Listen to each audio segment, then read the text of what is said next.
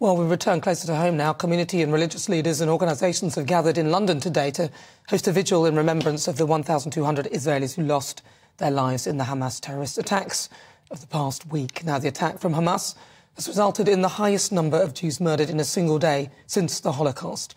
Joining me now for the latest is GB News political correspondent Katherine Forster. So, Katherine, what can you tell me about what's happening where you are?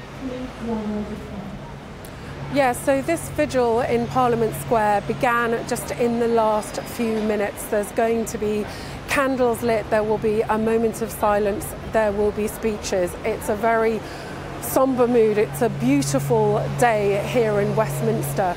But of course, they are remembering the horrors visited upon Israel just over a week ago when 1,200 innocent Israeli people were slaughtered by Hamas terrorists who came in with no warning to kibbutzes, to villages, to music festivals, remembering also those that have been taken and held hostage. Now, a little bit earlier, I was speaking to Rabbi Jeremy Gordon, one of his congregation. His mother, who's in her late 70s, is missing. She was in a kibbutz. She's not been heard of subsequently. He fears that she is one of the hostages. Let's have a look about what the rabbi had to say. I mean, it's even worse than that. I mean, she's missing since the awful atrocities last Saturday and presumed taken hostage. So she's a resident of kibbutz near Oz, near the border with Gaza, in the land of Israel, which was completely overrun by terrorists. There was brutality, there was murder. And the entire kibbutz is destroyed. There are mutilated bodies. It's an awful scene. And from the kibbutz have been taken people, human beings, and nothing is known of them. There's been no word, no verification, nothing. They are presumed taken into Gaza and presumed held by Hamas. And it's an awful situation. And Noam has two requests. The first is this, two calls really, on behalf of all humanity. One is an immediate release of all the hostages, unconditionally and immediately, and particularly of the children, those under 18, and the seniors aged over 65. There can be no justification. It's deeply inhumane, it's immoral.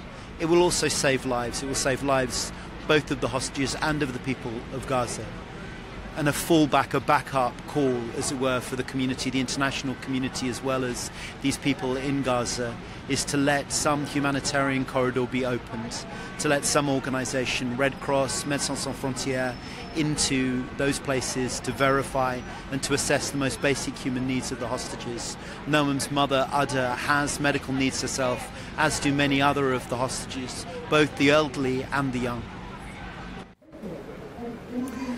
So the rabbi passing on requests for the release of the hostages, also for humanitarian aid to be allowed into Gaza.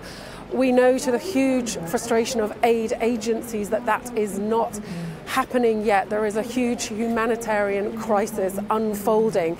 And if we can pan round and look again at these posters of the Israeli hostages believed to be in Gaza, we've got everything from little children, 9-month-old babies, 2-year-olds, 4-year-olds, elderly people. We know that there was an 85-year-old grandmother was taken from her bed.